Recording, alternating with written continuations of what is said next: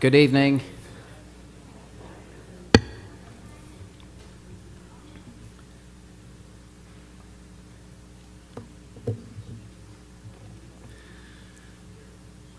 Okay, we'll begin. My name is Mark DeMoss.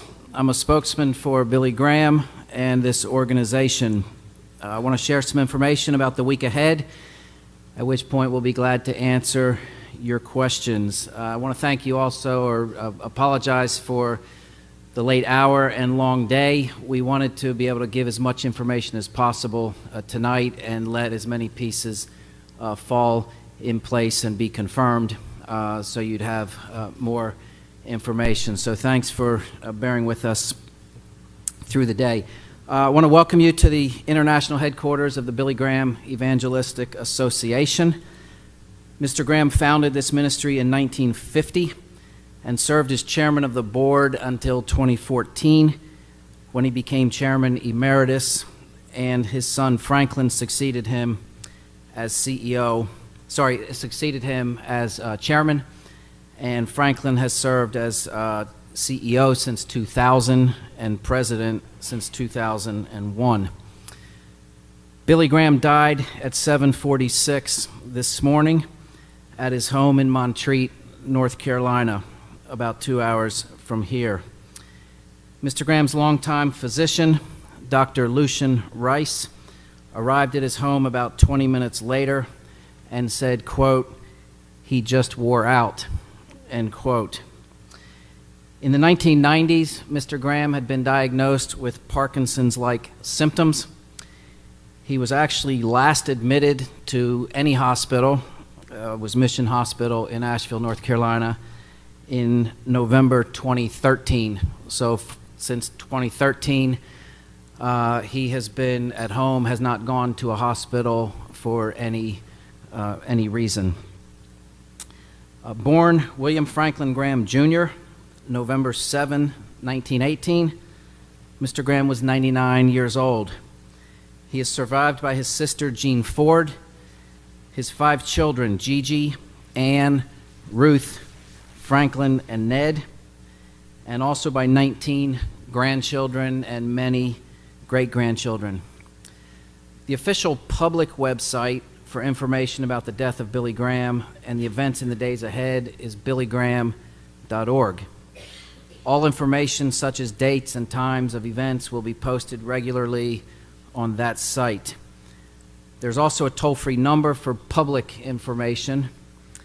That number is 877-247-2426. 877-247-2426. The official media website for information in the coming days is billygraham.org/media.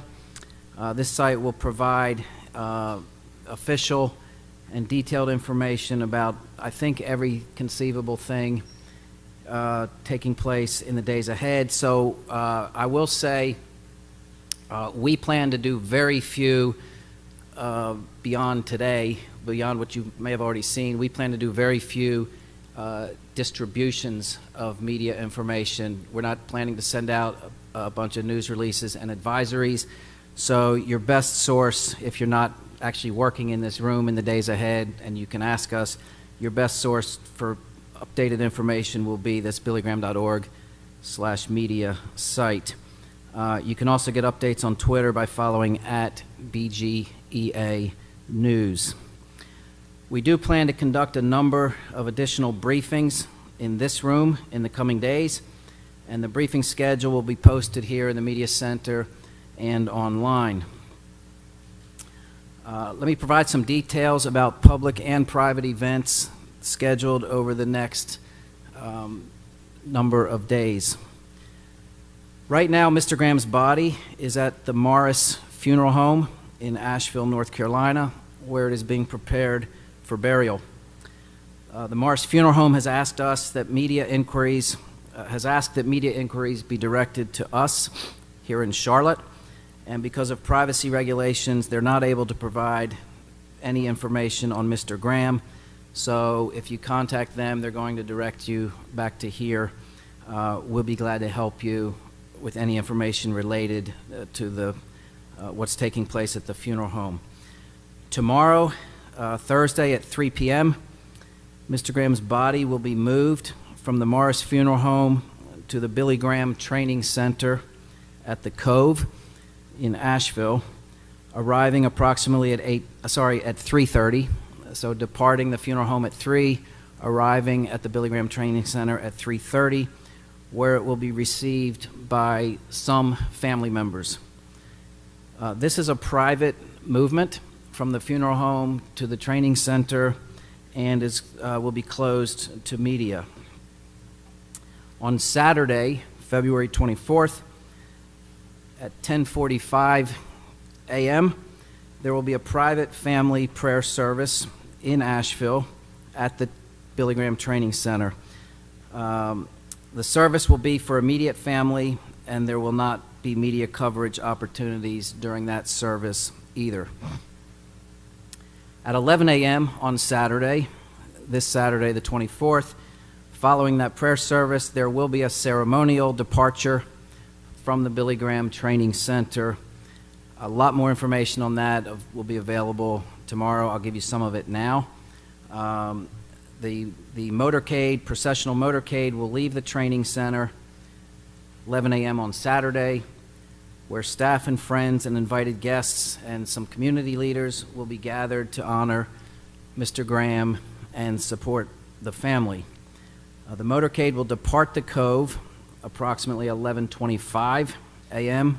This is still Saturday, and complete details all the way down to the route and the turn-by-turn travel of that motorcade and its arrival here in Charlotte at the Billy Graham headquarters.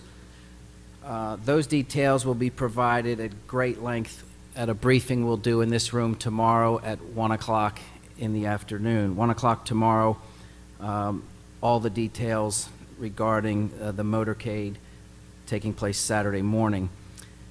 Then Saturday afternoon at 3 o'clock, there will be an arrival ceremony here in front of the Billy Graham Library on this campus.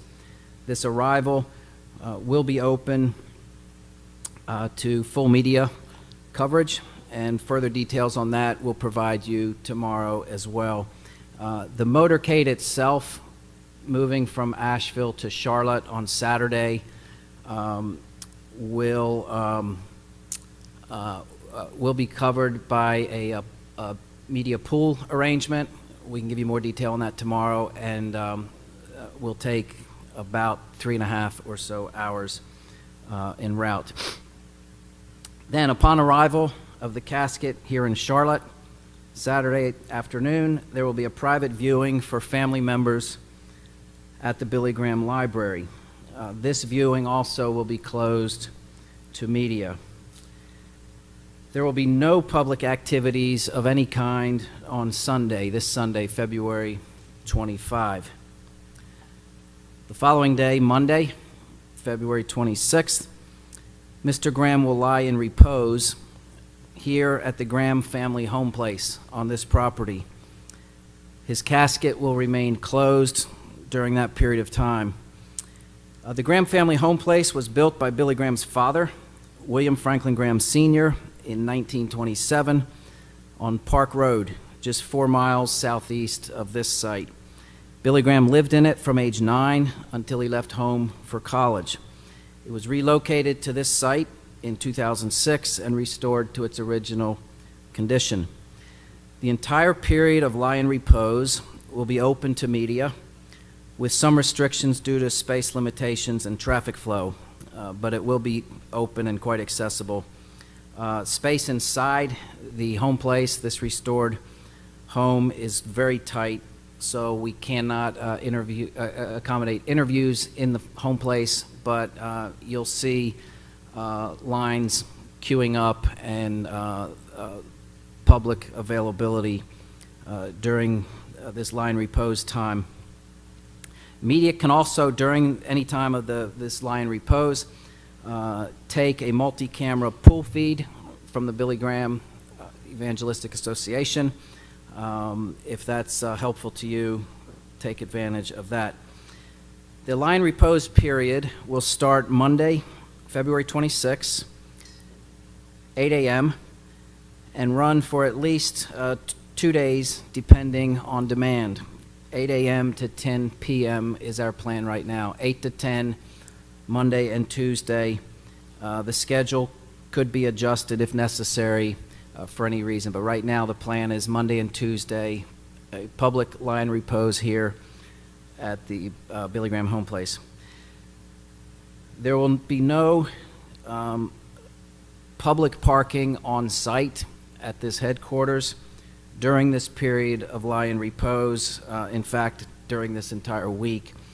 All public parking will be accommodated at the Operation Christmas Child Processing Center at 7100 Forest Point Boulevard, a few miles from this site, and at the Charlotte Business Valet Lot 2 at 5613 Wilkinson Boulevard. Complimentary public shuttle buses will run continually from these two lots to and from this property for this lie in repose. So let me say a few words about the funeral service.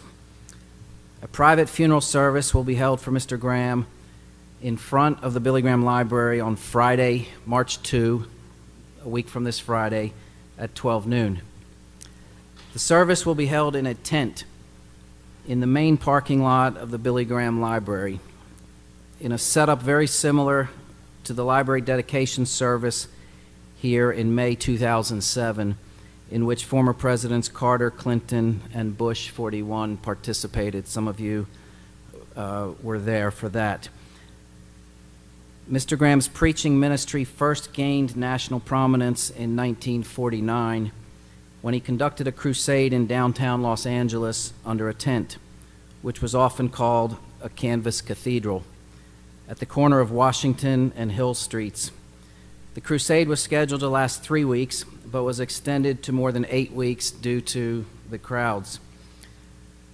Mr. Graham preached 65 sermons during that crusade to 350,000 people in that canvas cathedral, including 11,000 at the final service.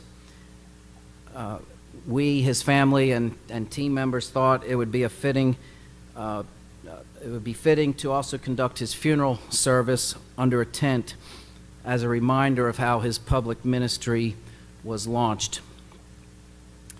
Attendance at this funeral service is by invitation only. Seating will accommodate approximately 2,300 people. The public is asked not to call for tickets to this service. Those receiving invitations are being notified, in the process of being notified by email and telephone, and will know when they receive those invitations. The funeral service will be held 12 noon next Friday, regardless of weather conditions, and is expected to last approximately 90 minutes.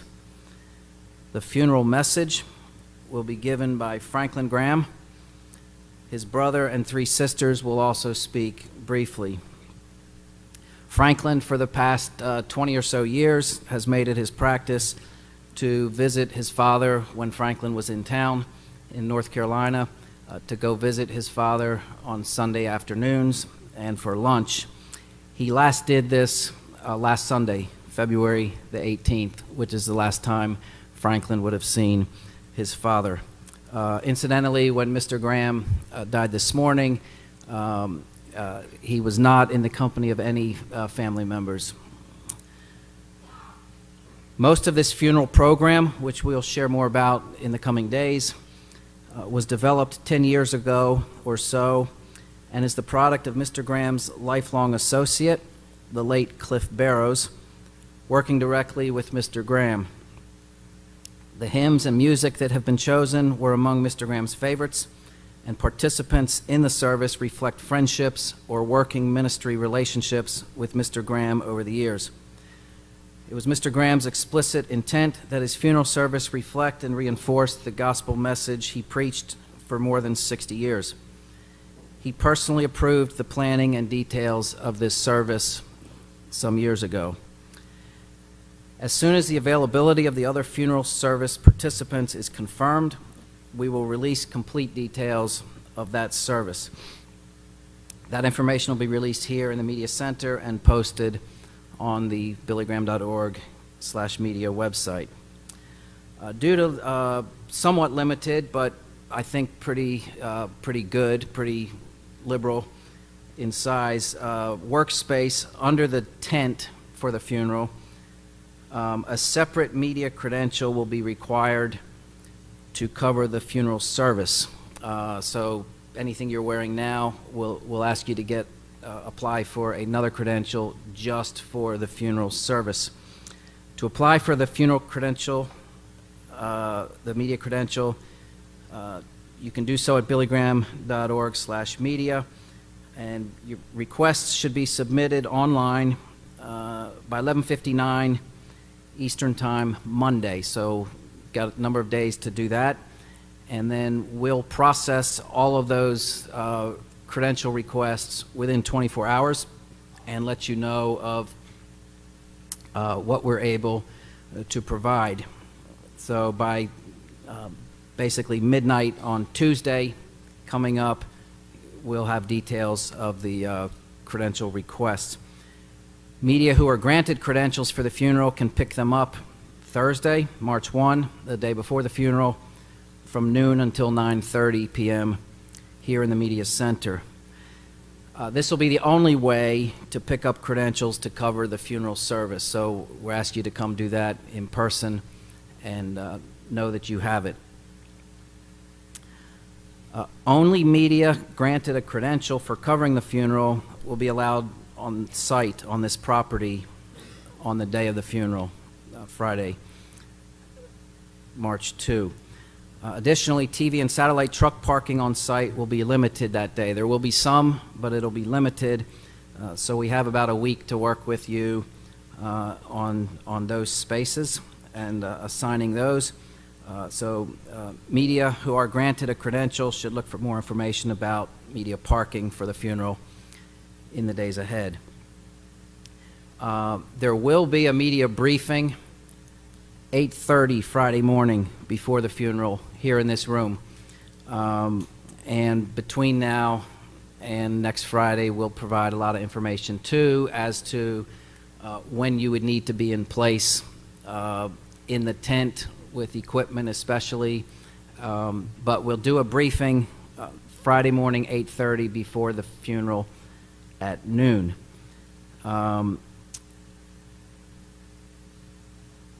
All right, then following the funeral, Mr. Graham will be buried beside his wife Ruth at the foot of the cross-shaped brick walkway in the prayer garden on the northeast side of the Billy Graham Library. Mrs. Graham was buried there on Sunday, June 17, 2007. She died 3 days earlier, June 14, 2007, at age 87. The site is identified on the property map on the newsroom and in photos and B-roll we have available for you here tonight. The interment service will be a private one for family members only. It is expected to be brief, and further details will be provided in subsequent briefings. We will provide a media pool coverage of the interment service Friday afternoon next week. Mr. Graham's casket was made by inmates at the Louisiana State Penitentiary in Angola, Louisiana in 2006. Franklin Graham conducted a preaching engagement at Angola in 2005, and upon learning from the warden that inmates had been building caskets for other inmates who died in prison, he asked if they could make one for his mother and father. The caskets are made of pine plywood and lined with a mattress pad. A wooden cross is nailed to the top of the casket. A floral arrangement of white lilies in the shape of a cross will accompany the casket whenever it is stationary. Mr. Graham's 5 children chose to use the same floral arrangement that their mother and father often sent others on the occasion of a funeral. The interment service will be conducted by Dr. Donald Wilton and Dr. David Bruce. Dr. Wilton is pastor of First Baptist Church, Spartanburg, South Carolina. Mr. Graham watched television services of First Baptist Church, Spartanburg, ever since his health prevented him from attending church services. He came to view Dr. Wilton as his pastor, and the two became close friends. Dr. Wilton visited Mr. Graham almost weekly in recent years, and Mr. Graham actually became a member of First Baptist Church, Spartanburg in 2008. David Bruce has served on the staff of the Billy Graham Evangelistic Association for 30 years, including 23 years as executive assistant to Mr. Graham. He also serves on the ministry's board of directors. We say a few words about some operational details, and then we'll be happy to take your questions. The document that will be posted on the newsroom, titled Important Media Times, highlights all of the key times you should be aware of for the next 10 days or so.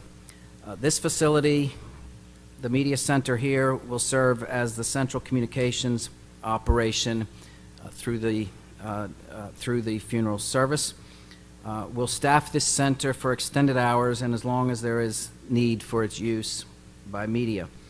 The main phone number into this media center is listed in your media materials. There will be meals provided here each day at a nominal cost in the coming days. Media parking is available on site, though public parking is not. Please present your media ID, as you did today, if you're here, for access to on-site parking. I realize in the coming days, and certain days in particular, traffic may back up in front of the entrance to this property from time to time, which will make it a little difficult for you to come and go as you might like to. I'll just tell you that local and state agencies have worked for a long time to help manage the traffic around these events, and so we just ask for your patience and to follow their instructions. The Billy Graham Library will be closed to normal operations beginning tomorrow through Sunday, March 4th, and will reopen to the public Monday, March 5. So Monday after the Friday funeral, the library will resume normal operations for the public. If or when any Graham family members wish to speak to media, we'll let you know and help facilitate those opportunities. In the meantime, feel free to submit any requests to any member of our team here in the Media Center. A number of our communication staff are here to assist you the remainder of this time and can be identified by badges like these around their necks. So ask us for anything you need. It's our intention to provide media with access to as much as possible in the days ahead, while still respecting the wishes and needs of the Graham family. If or when pool coverage is not offered and open coverage is not offered, we may release select imagery and video footage as well as details provided by a spokesperson as soon as possible after the given event, and we'll let you know about that. The Billy Graham organization will have photographers and videographers chronicling almost everything in the days ahead, which will also help explain why some cameras might be in what are otherwise restricted areas. If you see that, those would be our cameras. Thanks for understanding that. We'd like to thank, and I think they'll be here at our briefing tomorrow, law enforcement agencies and personnel who have planned and worked to manage the anticipated traffic flow and crowds in Asheville and Charlotte and around this campus. Future media briefings, again, will be held in this room and announced and posted as they're needed. For those of you that are already set up in the parking lot out here in front of the library, and have been there during the day. We're glad that was available to you today. Unfortunately, tomorrow at 8 a.m., that lot has to be empty so that construction work to erect this tent and all the things associated with this tent can begin. So equipment starts rolling in here, and they've asked that we have that lot completely clear. Until then, we're happy to accommodate you. If you're doing late work tonight or early work in the morning, we can accommodate it. We should be able to accommodate it. But at 8 o'clock, we have to pretty well have that lot cleared out.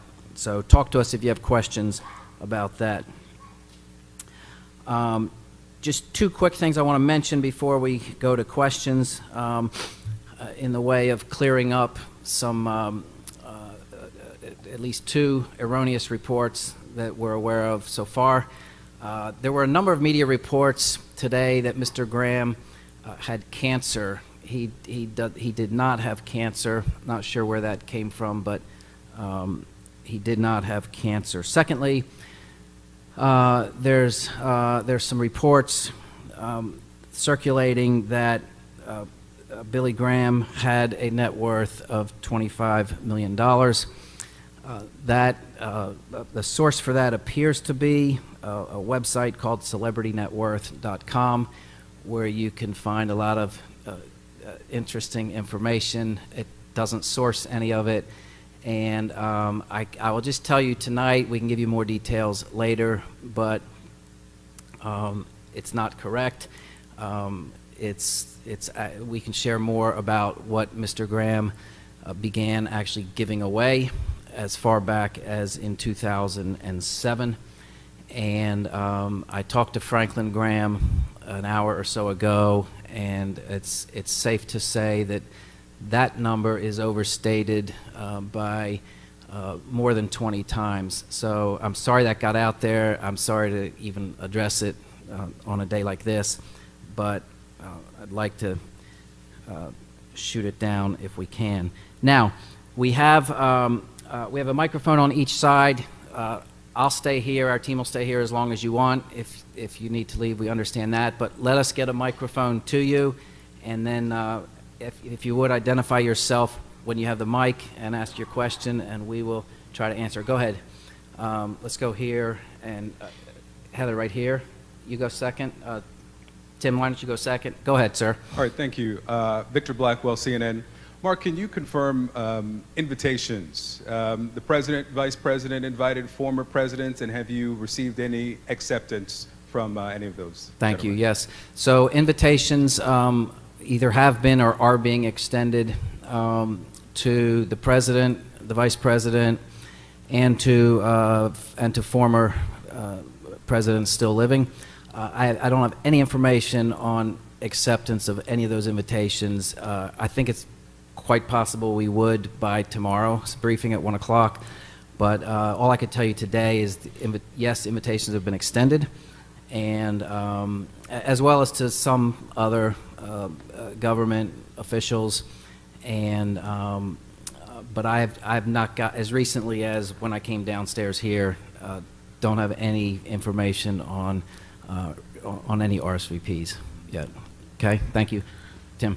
Well, that was my question, but I'll follow up by saying, where was Franklin this morning? He was in Dallas. How did he find out about it? Where is he now? Can you give me a sense of his day? Yes, thank you. So Franklin received a phone call from David Bruce, who I've mentioned earlier, Mr. Graham's longtime assistant, who lives in Montreat. And so David Bruce would have been the first to learn of the death. David Bruce called Franklin, who was in Dallas. Franklin turned around or prepared to head back home, and is in Asheville. Actually, I'm not certain if he's in Asheville or Boone. I'm pretty sure he will. If he's not in Asheville right this minute, he will be. I know he will be because he has something early in the morning. So Franklin went to Asheville, and I don't expect Franklin Graham to even be on this property before his father's casket arrives on Saturday. So he will be in Asheville with whatever family members go and gather over there. So it's been, I would say it's been, other than traveling from Dallas back to North Carolina, I think it's been a relatively quiet day for Franklin. I've talked to him a handful of times. He would have spoken with his brother and sisters today, or at least attempted to, and but he has not had meetings or anything else. Is that good? Okay, thank you. Yes, sir.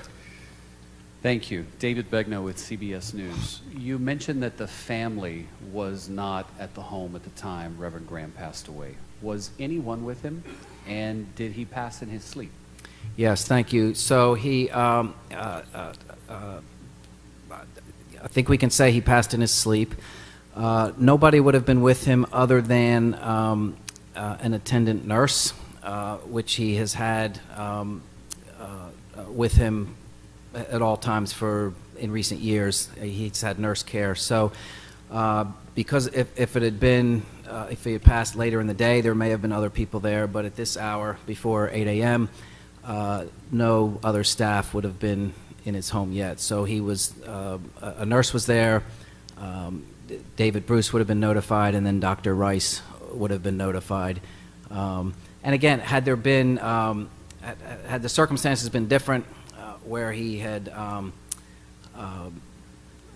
had some sort of incident, or gone into a coma, or any other number of circumstances, certainly family would have made it there, but there was no notice. So it was described by the nurse and his doctor as a very peaceful passing. He was not in any pain, and would not have suffered any. And in the last several years, again, I mentioned his last hospitalization in 2013 in November with some pulmonary issues.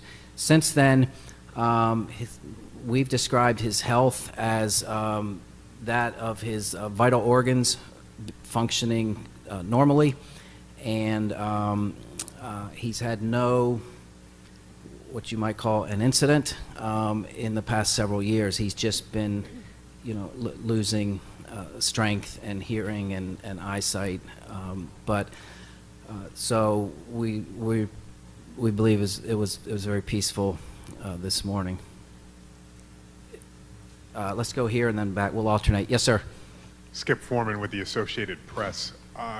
In as much as you described Reverend Graham's status and health in the closing weeks and months, what were his days like? What could he do?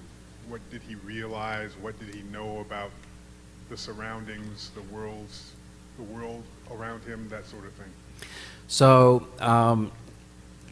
the best information I would have on that is from Franklin, who would see him as often as possible on Sundays, and he has described it in recent times as his father being in and out of awareness. So sometimes he would respond if someone walked in the room and called his name. Sometimes he might not. Franklin and this pastor, Dr. Wilton, have described settings where they would talk to him. He may not respond for a period of time, and then he might respond. So his day, he's, I believe, was getting up each day and was put in a special chair. It was not a wheelchair, but it was a chair with wheels, where he could be taken to different rooms in the house or outside on a nice day. But he was not, in recent times, certainly was not, for example, taking phone calls and entertaining guests other than family members. So it's been quite quiet in recent months and in the last couple of years, really. Yes, sir. Adam Reese, NBC News. Can you tell us his involvement with Samaritan's Purse? I know Franklin's very involved.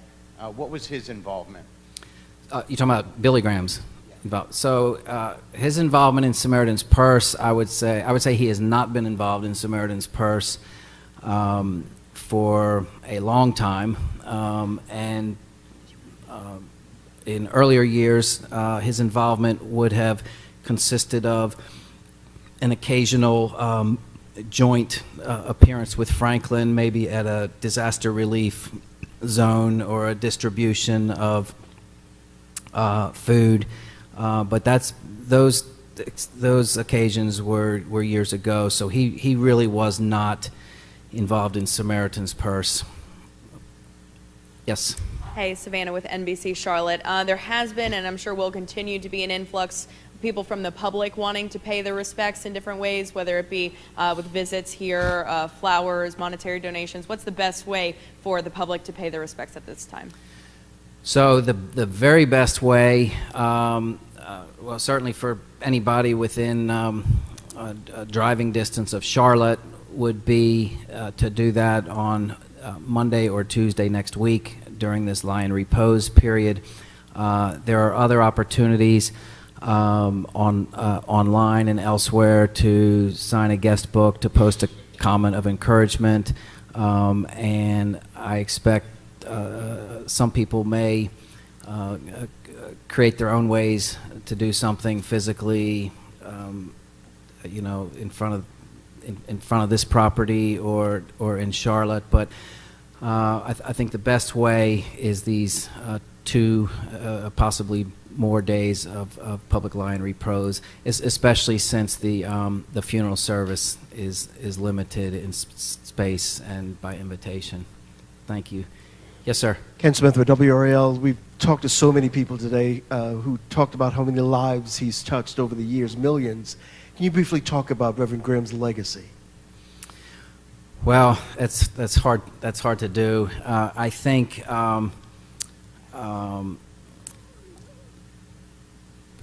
the simplest way to do it is he preached one message for more than 60 years, a very simple message of the gospel of Jesus Christ.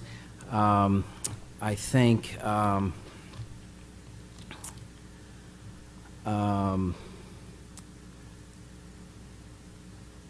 I could share one anecdote, perhaps, related to his legacy. This was back in, he conducted his last public preaching crusade in 2007 in New York. And he was asked by an interviewer, when it's time to meet your maker, I want to know, if there's one thing, what do you want everyone to remember about you? What is the most important thing to you? So this answer would be Billy Graham's answer to your question. He said this, that I was faithful to the message that he gave and faithful to the calling that he gave me to go into the world and preach the gospel. That's how I'd like to be remembered. Thank you. Anybody else? Right here, third row.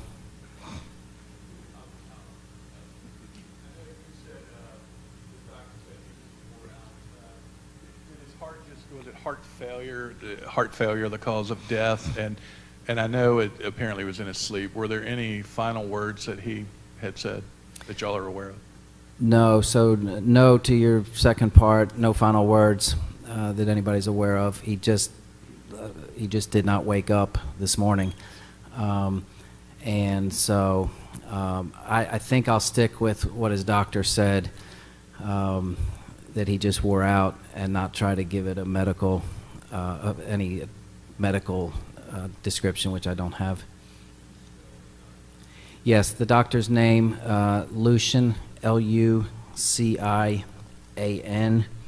Dr. Lucian Rice. He's been Mr. Graham's longtime personal physician over in Asheville. Yes, sir. Von Hilliard with NBC. Just wanted to confirm with you that Reverend had not spoken with President Trump since President Trump took office in 2017, and that the only time that they had met was a 2013 birthday party for the Reverend, I believe his 95th, when Melania and the President met him. Is that the case? Yes, both of those are correct. Billy Graham has not spoken with the President since his election, and you're correct also. The last time they spoke was at Billy Graham's 95th birthday party, which was at the Biltmore in Asheville, North Carolina. So, I'm sorry, Grove Park Inn, thank you. Grove Park Inn in Asheville, 95th birthday party. He met then just Donald Trump, yes, and Melania. Anything else? Okay, appreciate your patience. Thank you for being here. We'll do it again at 1 o'clock tomorrow with full details on the motorcade, so we can get that word out. And we'll be around as long as you need this evening. Thank you.